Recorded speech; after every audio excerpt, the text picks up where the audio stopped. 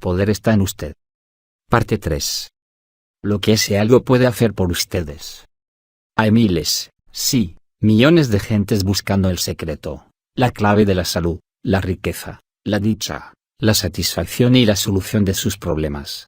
Durante todos los siglos, muchos hombres y mujeres han conocido el secreto y usado de ese poder, y yo estoy seguro de que ustedes pueden adquirirlo también, si aceptan y aplican las ideas contenidas en este libro. ¿Qué quieren? ¿A dónde van? Respondan a estas dos preguntas, y darán a su vida propósito y dirección. Si no saben qué quieren, ni a dónde van, no conseguirán nada, no irán a ninguna parte. La persona de mente indecisa se ve rodeada de situaciones indecisas. No olviden jamás que las cosas iguales se atraen. Lo que ustedes piensan hoy, determina lo que serán y lo que harán mañana. ¿Se han fijado en el individuo indeciso? Si va al volante de un auto, se sale constantemente de su mano, disminuye la marcha para dar una vuelta, luego cambia de opinión y vuelve a aumentar la marcha. En un momento es muy precavido, y al siguiente muy temerario, no conoce el motivo de sus actos. Ni nadie lo conoce tampoco. Este no es el medio de ir a ninguna parte, ni de hacer nada que valga la pena. Si uno está turbado e indeciso, en los pensamientos y en las acciones, es signo seguro de que no tiene un completo control de su mente ni de sus emociones. Es prueba de que uno no conoce aún el poder creador con el cual se puede transformar la vida. Hoy se habla superabundantemente de la energía atómica. Habrán advertido que siempre se compara lo que puede hacer una bomba atómica, una bomba de cobalto o una bomba de hidrógeno, en términos de tantos miles de toneladas de TNT. Cuando descubrí por primera vez ese poder en mí, la fuerza que mejor lo describía era TNT. Si se dispone de una fuerza interior igual a TNT, no se necesita un poder mayor para mover las montañas del miedo y de la duda, de la preocupación, la tensión, los sentimientos de inferioridad y de frustración, el odio, la avidez y el prejuicio, que constituían el lastre. No tienen más que prender la espoleta, imaginando las cosas justas que pueden sucederles. Luego, den un paso atrás y dejen que es algo el poder magnético que hay dentro de ustedes, se encargue del asunto. ¿Qué puede hacer por usted? Menciónelo y lo hará. Menciónelo, crea en ello, imagínelo, y trabaje en ello, y ese poder le atraerá todo cuanto necesite para lograr lo que desea. Vencimiento de inconvenientes. Un amigo mío que tartamudeaba de muchacho, quería ser predicador. Cuando fue creciendo seguía teniendo aquel deseo, pero al confiárselo a sus amigos y parientes, se reían de él o trataban de disuadirle. Más vale que elijas otra cosa en que no tengas que aparecer en público, le recomendaban. Nadie te escuchará. No dices ninguna frase con facilidad, y cuando empiezas a tartamudear resulta embarazoso. A veces tardas más de un minuto en decir una frase. Pero no voy a estar así toda mi vida, insistía él. Cualquier día de estos voy a hablar como todo el mundo. Estoy seguro de ello. Hoy este hombre tiene una importante iglesia en la costa occidental. Es uno de los predicadores más enérgicos y convincentes que he escuchado, y al oírle nadie diría que hubo un tiempo en que tenía un grave impedimento en el habla. ¿Cómo venció aquel inconveniente? Por la imaginación. Apelando al poder creador que Dios ha dado para que le ayudase. Me contó que solía ir al corral, y durante horas hablaba con las aves. Se imaginaba que eran personas y que les estaba dirigiendo la palabra. Me dijo, al principio me parecía que las asustaba, y creo que hice muchas contorsiones con el fin de hablar correctamente. A veces, me miraban con curiosidad, dejaban de comer, y yo me imaginaba que atraía la atención con mi oración. De vez en cuando me miraban como si estuvieran mesmerizados, como los pollos suelen hacer, y yo me creía que los había hechizado. Gradualmente me fui dominando, en parte gracias a esta práctica, y en parte mediante la comprensión de lo que había causado mi tartamudez. ¿Sabes? Mi padre había sido un hombre muy dominante. Creía en el antiguo proverbio, a un niño se le debe ver, pero no oír. De niño me criticaba en cuanto hablaba o expresaba mis ideas. Aquello me turbaba. Llegué a temer que me ridiculizase cada vez que abría la boca. Aquello me produjo la tartamudez. Después temí hablar en presencia de los demás, y los otros no me animaban a ello, por el efecto desagradable que les producía verme luchar con las palabras. Cuando vi que yo podía hablar, sin tartamudear, en presencia de los animales, sentí que podría hacer lo mismo en presencia de la gente. Esta confianza vino como resultado de una curiosa idea que tuve. Se me ocurrió que podía imaginar que la gente eran pollos, vacas y caballos, y que al hacerlo, perdería el miedo que les tenía. Era un concepto infantil, pero me sirvió. Me ayudó a no tomarme con demasiada seriedad, a vencer mi sentimiento de inferioridad y de temor.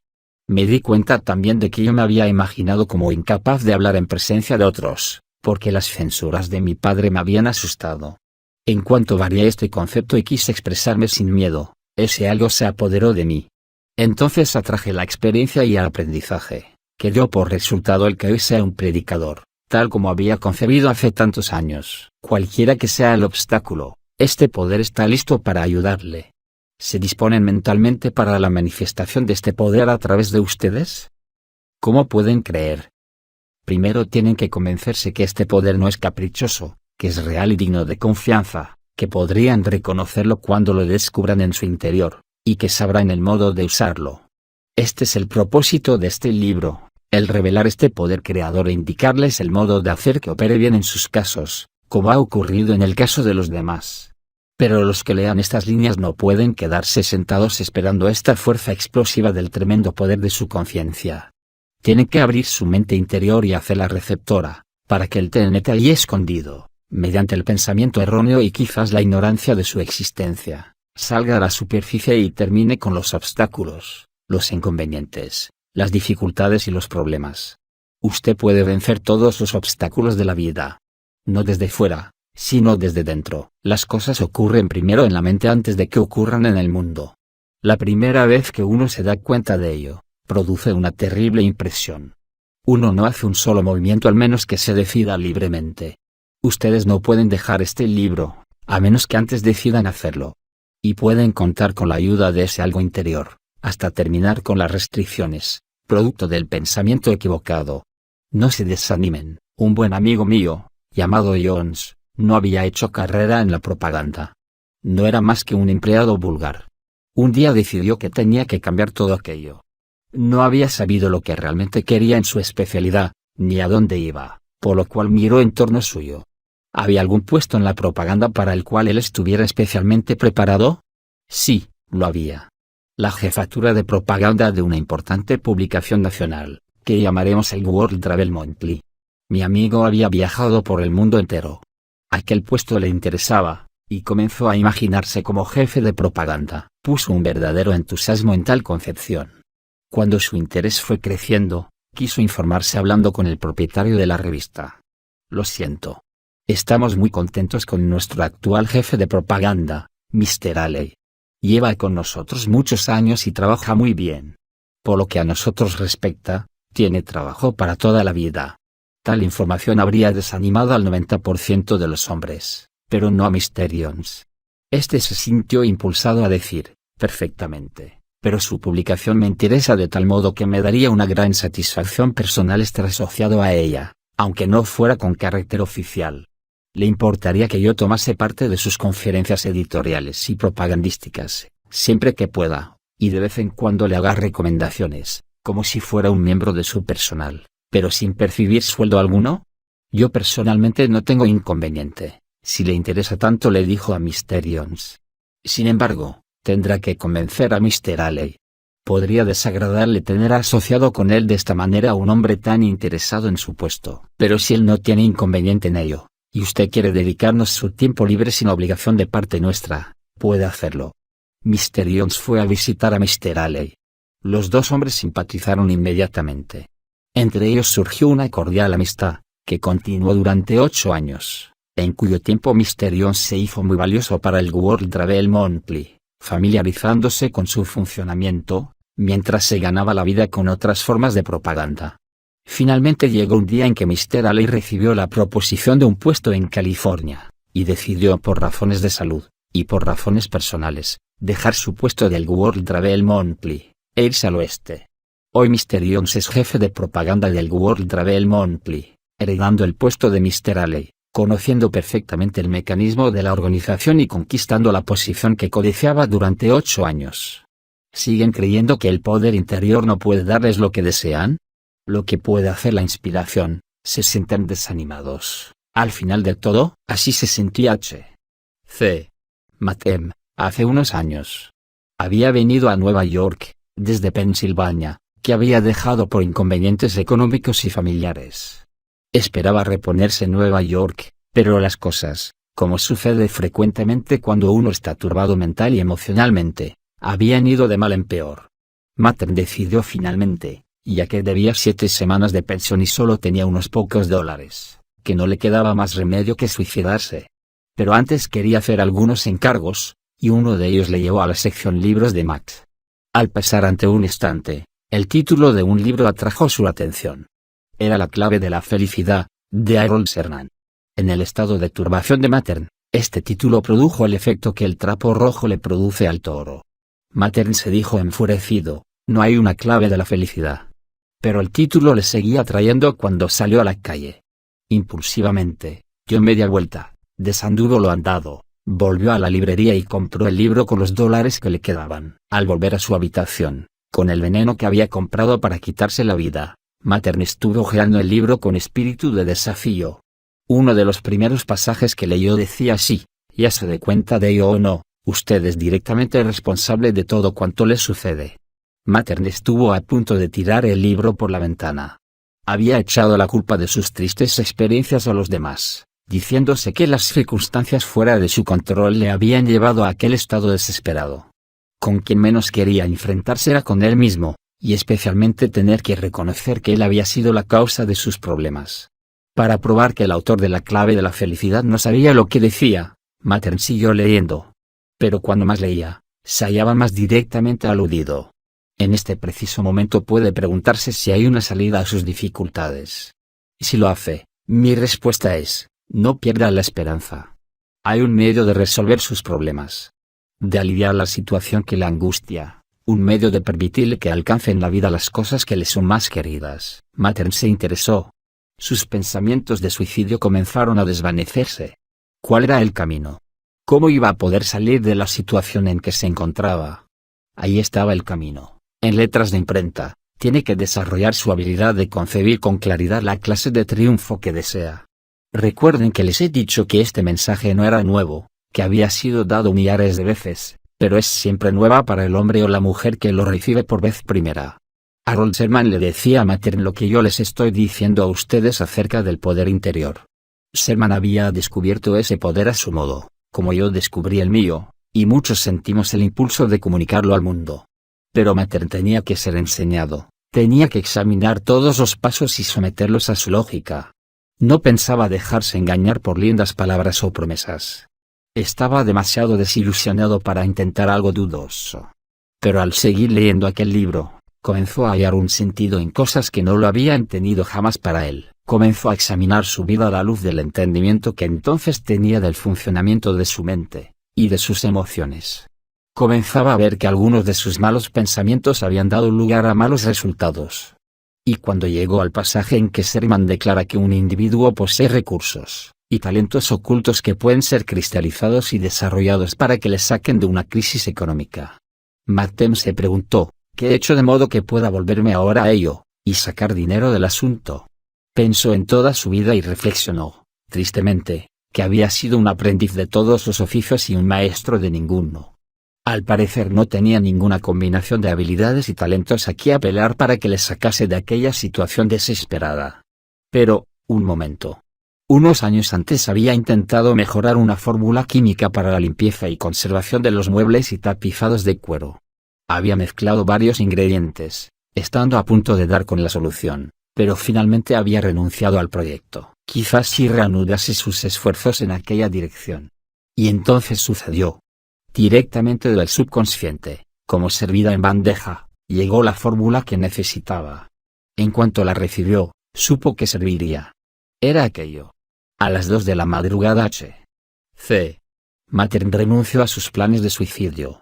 Por el contrario, se dedicó a buscar los elementos químicos necesarios en cuanto se abrieron las droguerías, y hallar un comprador de sus servicios.